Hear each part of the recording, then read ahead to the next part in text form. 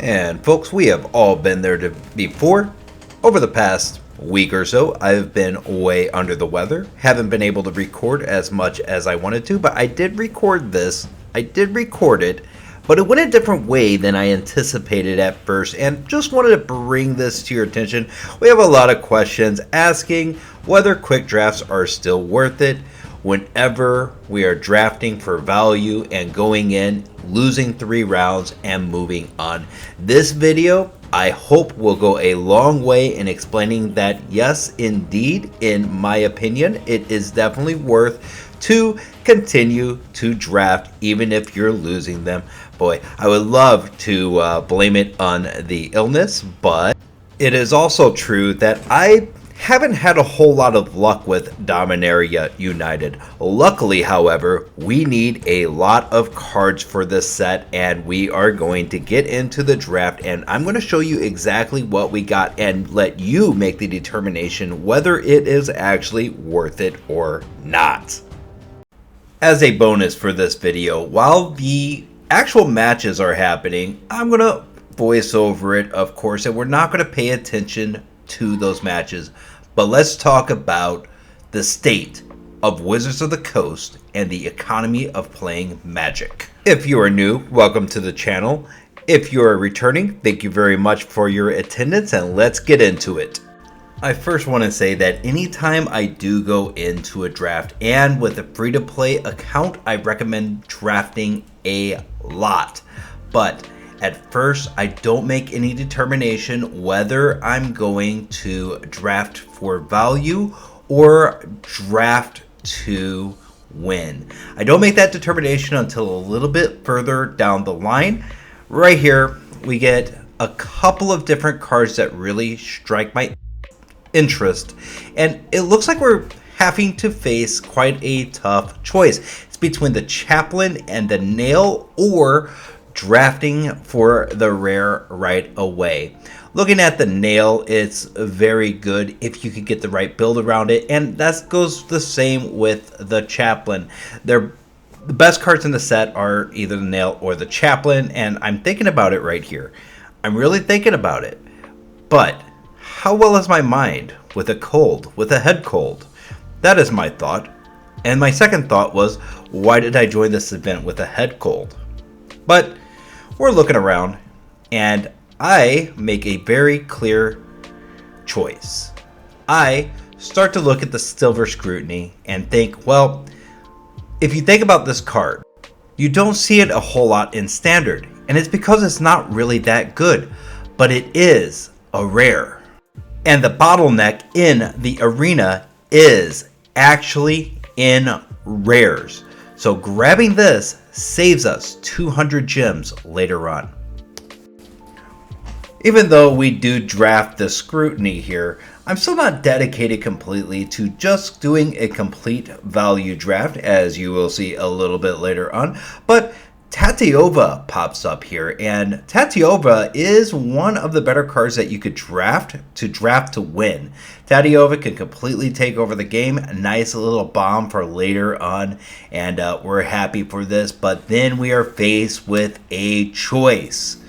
We get another rare card that pops up, and a pack that, in my opinion, is a little bit underwhelming here, right? I mean, we have a couple of things we could use. We got the Warhorse right here, but the Hexcatcher really catches my eye. Not because I think it's good in Standard, but again, it is worth 200 gems. At the time, I even justified that choice, thinking that it could be some form of really inexpensive removal that could also be a creature on the board. It's kind of like that, whatever he's called way back in the day, where you sack him and you counter target spell. That's what the Hexcatcher is in this deck. It might even make this deck, and that's what I was thinking of along the lines of, we do have the Tatyova right now. We get another blue card to go along with it, makes it a little bit better.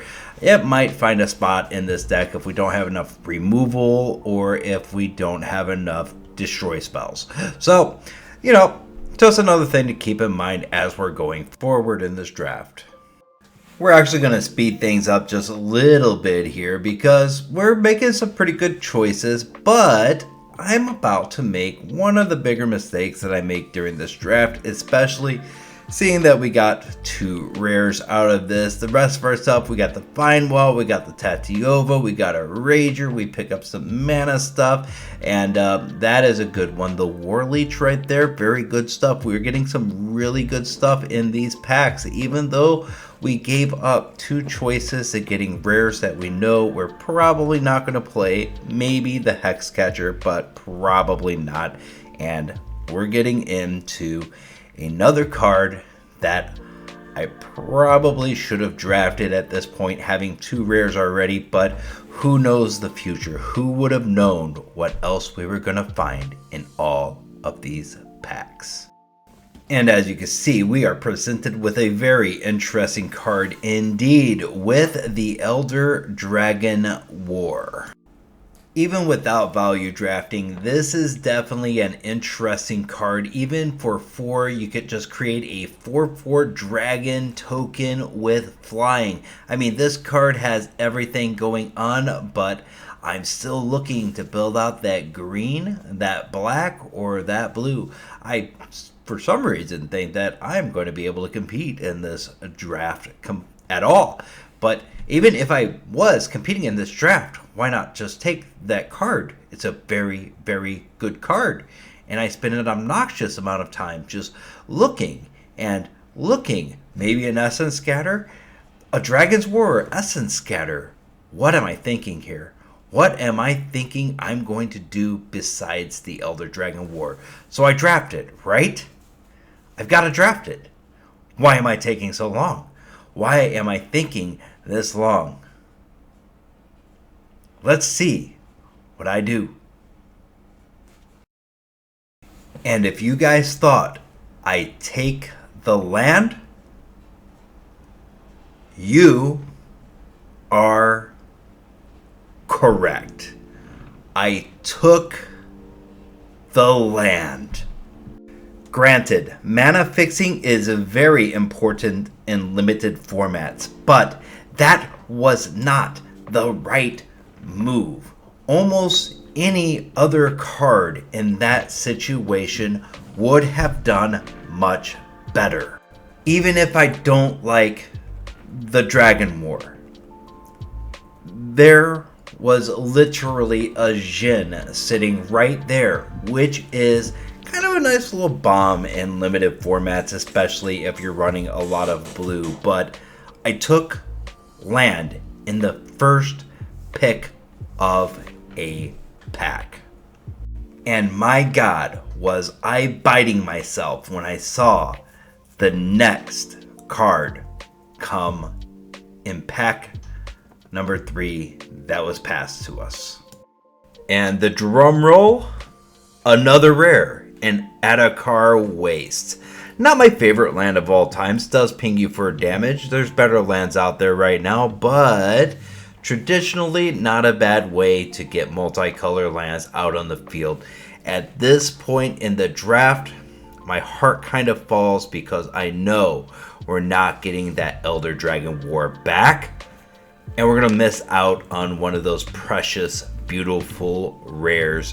And I know after that mistake, my mind is not quite in this draft. So what we do at this point is we go straight into value mode. There are a lot of really bad rares in Dominaria, and we're hoping to get more and more as this draft goes on. At this point, there is no turning back. After taking that rare, we're really going all in on just collecting rares, getting value out of our draft, seeing what we could get, seeing if we could actually make up for not taking the Dragon's War when we had it offered to us on a silver platter, the Elder Dragon War. We didn't take it. So we got to make up for that in some way. And let's get into that last and fateful pack. The first card we're presented with in the third pack is an Evolved Sleeper. Even if this wasn't a value draft. We are taking this card, very good overall card. And I can't believe my luck. In the very next pack, we're presented with a Shivan Reef. Another rare for our collection. We're going to take it. We are not concerned with winning at this point. Only 2 cards later, we are exposed to a Rata Drabic of Urbarg. Another rare for our collection in our free-to-play account. I can't say no to that card. At this point, we are picking up so many rares. And if you thought it was over, there's one more. You know those garbage rares that I've talked about drafting, like Chaotic Transformation? We want that bad boy in this collection as well. And there you have it. I'm going to show in just a moment just how many rares we got out of this draft. So if you think that it's worth it to reach in and grab all of these rares, I almost spoiled the number right there, then if you think it's worth it, then by all means, draft is definitely worth your time, even if you're losing all 3 rounds. I am very happy with what we got out of this. Let me show you exactly what rares we got. And here they are in all of their glory. We have 3, 4, 5, 6, and on the next page, number 7. Now, are these cards playable? Well, in some situations, yes, but in many situations, no. But what we're trying to do is we're trying to get over the bottleneck in the arena, which is the rare cards. If we could collect all the rare cards for this next year's main standard, we are going to be sitting in really good shape. Now, as you can expect, that with drafting all of those rares, we didn't do too well when it came to actually winning in the arena. So I am going to play those matches in the background, and while we do that, I'm going to talk a little bit about Wizards of the Coast and what all the chatter is about what they are doing with not only the arena, but in Paper Magic, what they're doing to the economy of Magic the Gathering, and my 2 cents on why. So, before we start, I just want to say I'm doing this kind of off the cuff. I'm just speaking my opinion and nothing more. But whenever we're thinking about Wizards of the Coast, and whenever we think about Wizards of the Coast, we have to think about Hasbro. And Hasbro is a publicly traded company trying to weather the storm of a very strong pullback in the market. And I invest in capital markets quite frequently. I know that's not the topic of this channel, but it is true. I spend quite a bit of my income buying stocks, buying bonds, buying assets. And what investors like to see is return on investment. There has been a lot of really negative commentary about Wizards of the Coast. But you have to understand, they have pressure on them from Hasbro. And Hasbro has pressure on them from their shareholders. The only reason we are able to play on the arena is because they need to make a profit, and arena is very profitable. Paper Magic is where a majority of the players are. Not a lot of Paper Magic players actually play Magic the Gathering Arena, though I think there are a lot of benefits to doing so. Now, let's just think about why people are so angry at Wizards of the Coast. And a lot of it revolves around the 30th anniversary of Magic the Gathering, where they have reprints of stuff like Black Lotus out there. They have a lot of the original cards, the OG cards, the ones that are highly sought after. And a lot of collectors were worried that this would hurt the secondary market. And a lot of newer players were upset because of the price tag. And a lot of stores were upset because it didn't go to the stores. You actually had to buy it directly from Wizards of the Coast, and the supply was limited. This is a way to run a business, and especially if you are being pressured to turn a profit. That is one reason why, as a paper Magic player, I have turned to Magic the Gathering Arena. So, it is also why I mostly am a free-to-play player. Because as much as I like collecting the cards, as much as I like building out a collection and this and that, you can't hardly keep up with the amount of sets that Wizards of the Coast is presenting to the players. Arena only has standard formats, and they did try Baldur's Gate, but just like in Paper Magic, it was a flop from the beginning. In Paper Magic, it went from a decent set with about $120 price tag, and now I think you could pick them up for $70 or something like that.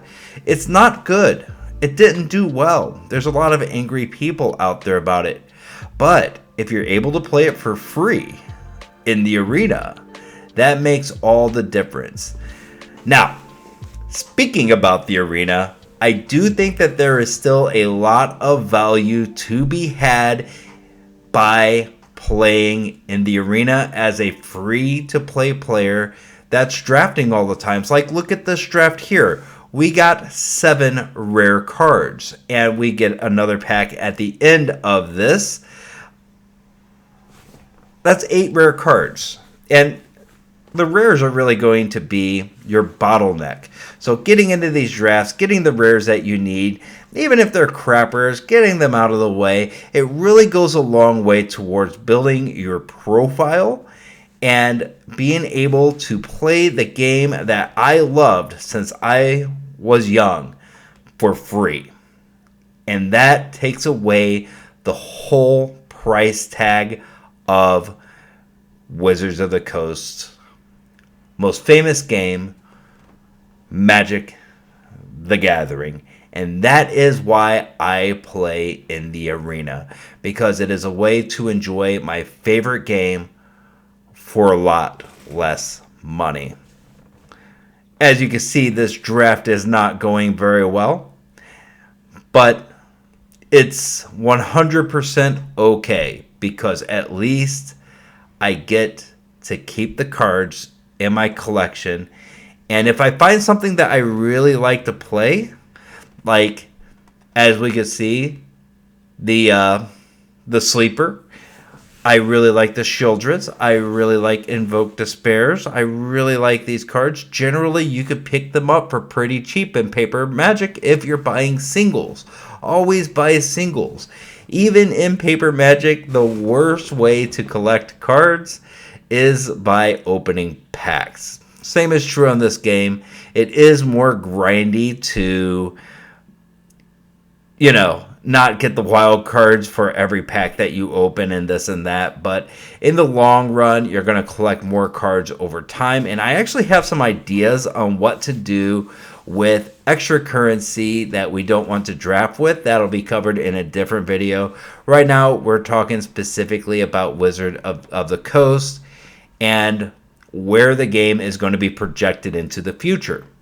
I think Wizard of the Coast learned a pretty good lesson.